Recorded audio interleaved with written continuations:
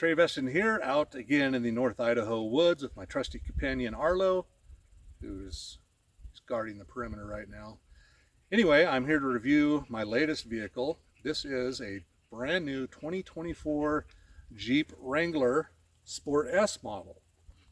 And I traded in my Volvo. I love the Volvo, but over 100,000 miles.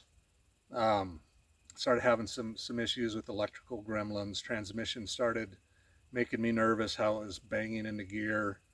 I had a serpentine belt replaced, and it was $500 because the engine bay is so tight with that inline six and turbo. So I like new vehicles. I could afford the Jeep. They gave me a great deal on the Volvo, so I decided to step up to a Wrangler. I've always wanted one of these Wrangler Unlimiteds, so this is mine. And my review is going to be different. Most people that review these, it's either some guy on a dealer lot and he's telling you all about the features and the numbers, and you know, he might take it out on the highway and drive it around and say, oh yeah, it's got plenty of power. This video is a little different just because it's from the perspective of somebody that actually uses a Jeep off-road. Now, I don't rock crawl, I don't go mud bogging, I don't abuse my vehicles. My vehicles are used as a tool to get to where I want to go, to do the things I want to do, like hiking up in the woods. Not enough hiking, obviously. Hunting, fishing, I might get another kayak. But anyway, the Jeep can do all that, and it's cool. I like the looks of them. I've always hated Jeeps because they're unreliable, and they're rough around the edges, and they're super expensive. And so why did I buy one? Well, I heard the Jeep prices were getting pretty cheap. They're doing some incentives that are crazy.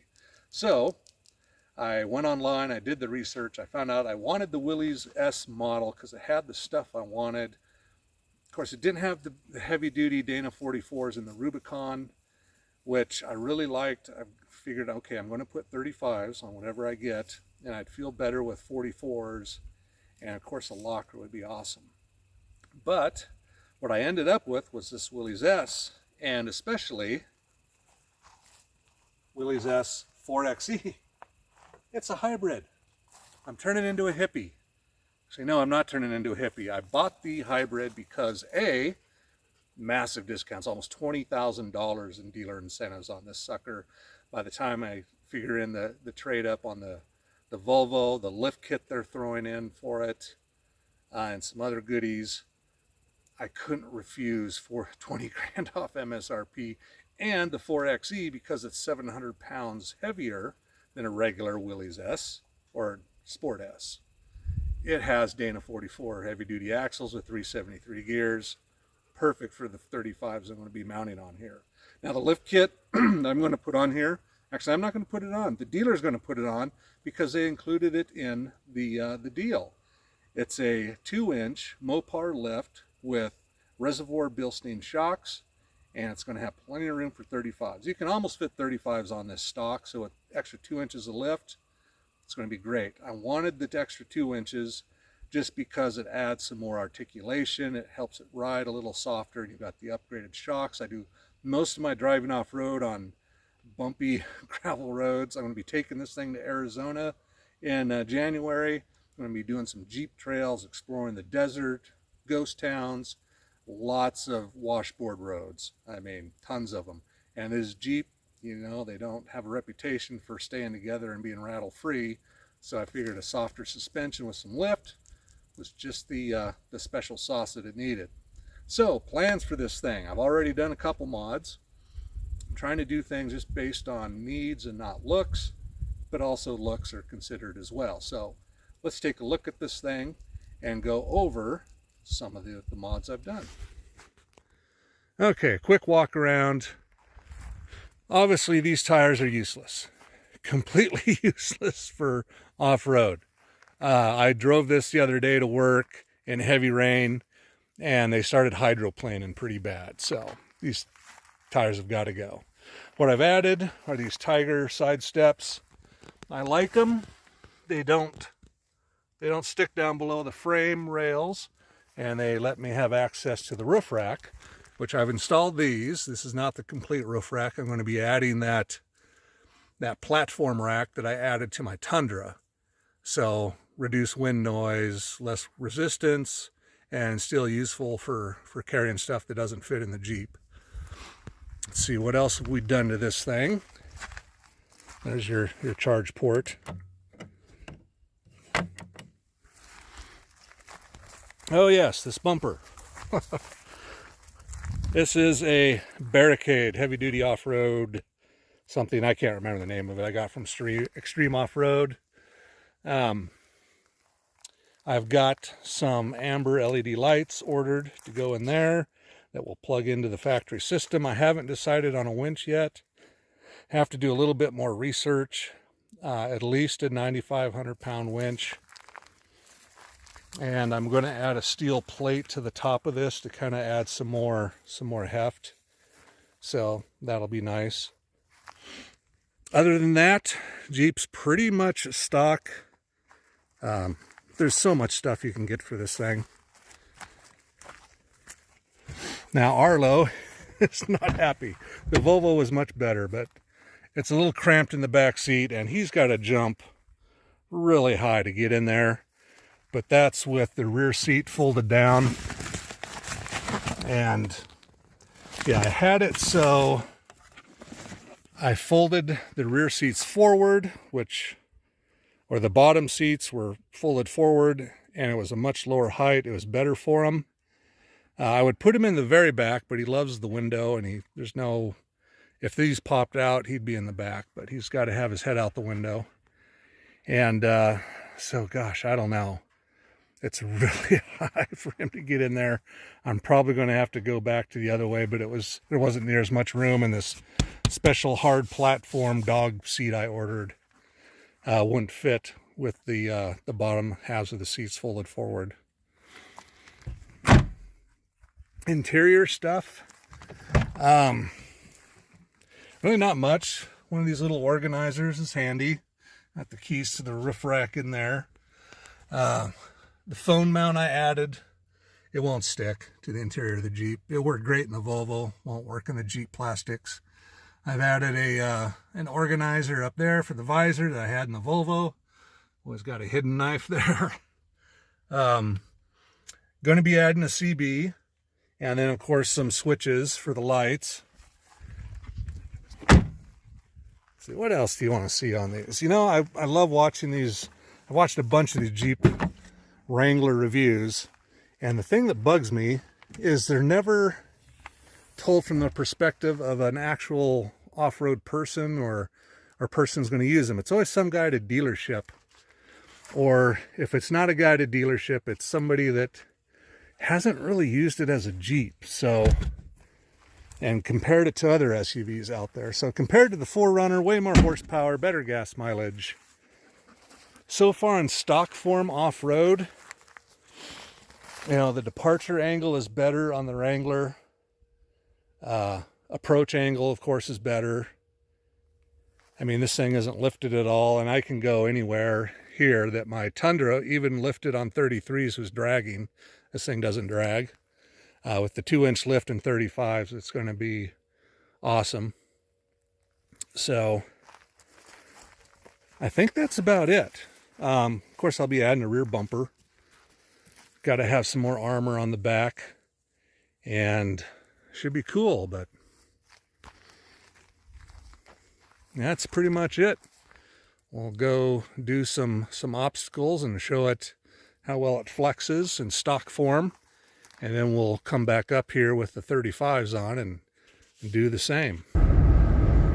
Okay, here we are. We're just leaving the town of Princeton on the highway, and we're heading up to a 55-mile-per-hour zone. Let's take a look. Well, we got traffic pulling over, so we'll see how they get in the other lane so they don't slow me down.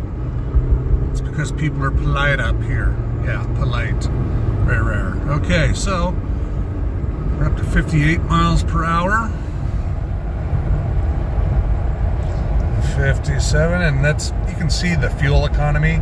I've gone roughly 15 miles from my house, and I had a 99% charge, and now I'm down to 25% charge, driving around 60 miles per hour or less.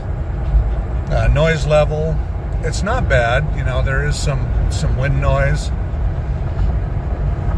So we're going to do a comparison after we get the lift and big tires on. But yeah, the hybrid, as you can see, right now I'm getting 99 miles per gallon because the hybrid's kicked in. And my average is 25.9 miles per gallon. And that's just overall from the last, I think, couple hundred miles since I filled up. But yeah, that battery percent just keeps dropping. Now it's down to 21%. And this thing tends to run mostly off hybrid. It's the e-hybrid setting on the dash, which is supposed to use a little bit of both. And I've noticed it uses mostly hybrid, and it drains the battery really quickly. And now we're going 54 behind a big old tanker truck. Yeah, noise levels aren't bad. There's no rattling, there's no squeaks. It's nice. I do have the dents in the hood where the factory, they can't figure out to put spacers under there, and when they crank those windshield rests down, it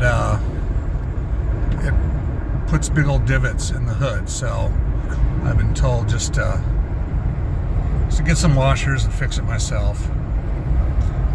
Alrighty. Got this Hyundai up here. He's not sure what to do, but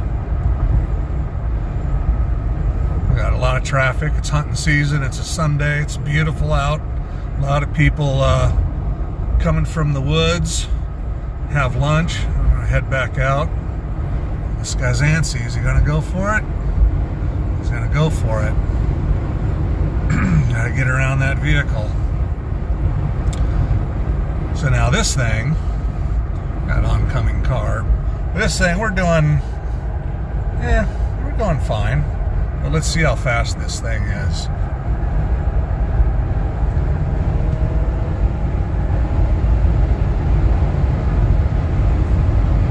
Yeah, this thing is incredibly fast.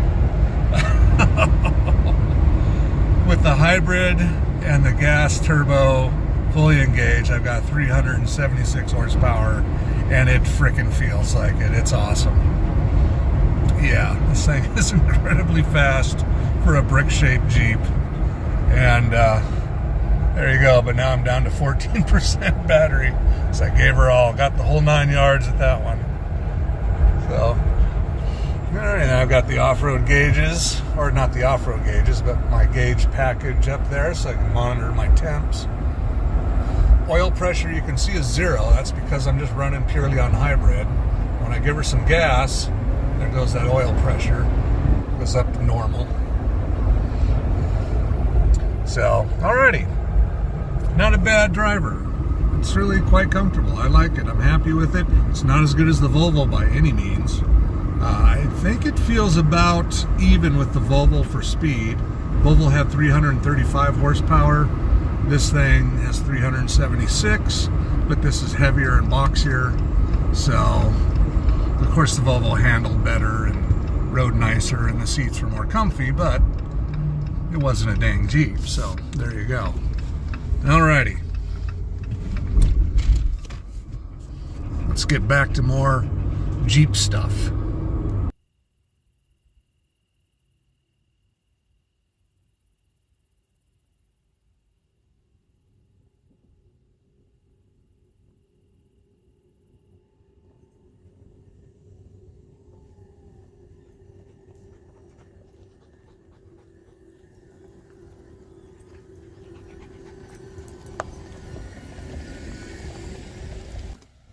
Okay, I've heard some complaints about with the 4XE and 4Low negotiating obstacles. It's a little too torquey or touchy. So let's try that out.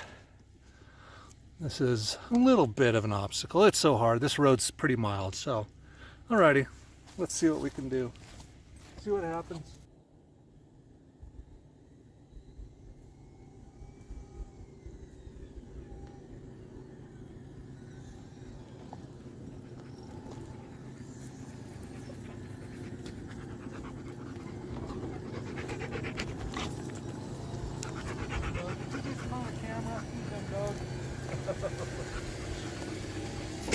okay. Looks good. No jerkiness. Feels nice and soft.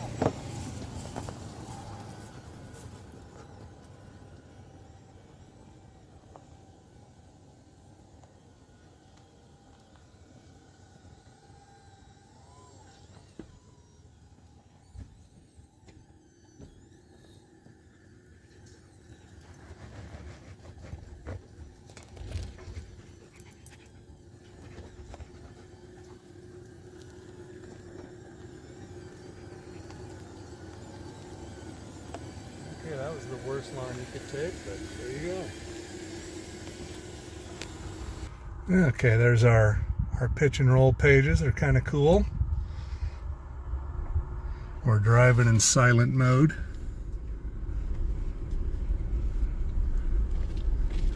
This is all E-electric. I'm at 22%.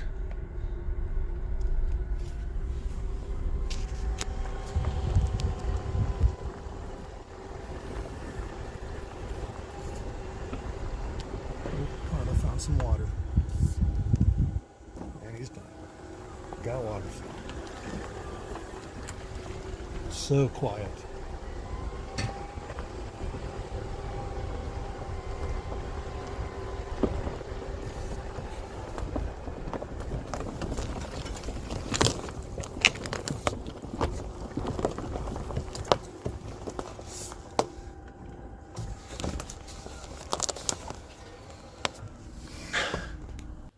Alrighty, so what do I think of this new 2024 Jeep Wrangler Sport S 4xe hybrid?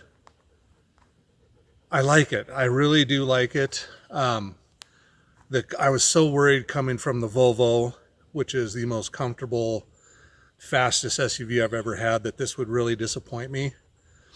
And it hasn't. It is comfortable enough. I'm 6'2", 300 pounds. And I mean, there's a little bit, I can see they have seat spacers available for the front seat that raises it up so you get a little bit more upper thigh support. I can never remember the terms when I'm on video. But anyway, that's supposed to help out with comfort. I could see how that would be useful. I would also like it if I could get the seat to go back another 2 inches. That would be ideal. And I believe they do have brackets, but I don't know if they have them for the 4xe. Did I say PXE earlier? Probably did. Derp. 4xe. Anyway, so comfort, it's fine. Wind noise is a Jeep. It's acceptable with the hard top with no headliner on it. And the power is amazing. Love the power and performance. We'll see what happens when I put the 35s on. It's currently the stock size are 32s. So going to a heavier, wider tire is going to affect things. It's going to affect drivability, but with that new suspension that should soften things up, I think it'll be just fine. But we'll find out. Future plans, of course, are the winch. Got to decide on one, get that in there. Also going to do probably a rear electronic locker, just because that's always nice to have in the woods. My 4Runner had the E-Track system, or A-Track system, and that worked phenomenally for getting power to the back. I didn't really feel like I needed a locker for where I go. The Jeep might not need it, but we'll see. Would I have gotten the hybrid if there was 2 Sport S's sitting on the lot next to each other? Would I pay the extra 10 grand for the hybrid system to save maybe 5 miles per gallon average? Or, okay, say if the average is 15 miles per gallon, I'm getting 10 miles per gallon average. No way. Would I opt for it because I've got 376 horsepower on tap and I got Dana 44 axles with the 373 gear ratio? Yeah, it's worth it at no extra cost because the dealer incentives pretty much negate the extra 10 grand in the hybrid motor. So yeah, I think I'd make that choice again. I'd rather have had a Willys because it's got I think it's got a rear locker and a little bit more. I think it's got the higher clearance fenders and a couple other little features I really liked, but I love this anvil color. The rims I've ordered are like a gold bronze rim that's going to look awesome with that paint color. And so, yeah, overall, I'm happy with the Jeep. The Jeep Wave has been hit or miss. We'll see what happens. I think they see the LED lights, and then it had the blue tow hooks on there that said, oh, it's a hybrid Jeep. And I think there's kind of a stigma among the Jeep community for the e-hybrids. But so Jeep Waves have been about 40%. Once I get the new lights in and the winch on and the big tires, I think I'll probably get a lot more Waves, because then it'll look like a man's Jeep instead of a hippie Jeep, which is what I thought they were. But 400 horsepower, it's glorious. So, alrighty, Trey Veston out, and subscribe, and we'll do some more videos on this. Also got a new Glock Gen 5 G29 10mm. Just received it. We're going to do a big comparison with it and my TSAS 45, or not 45, 10mm Yukon two-tone carry. No carry, just two-tone. The factory's really reached out. They're sending me a whole complete new slide assembly that's been tuned. They guarantee will run. So we'll take a look at that and see if it will run. In the meantime, subscribe and be friendly to everybody and do the Jeep Wave. Duck thing. Don't really care, but whatever. All right, Trey Veston out.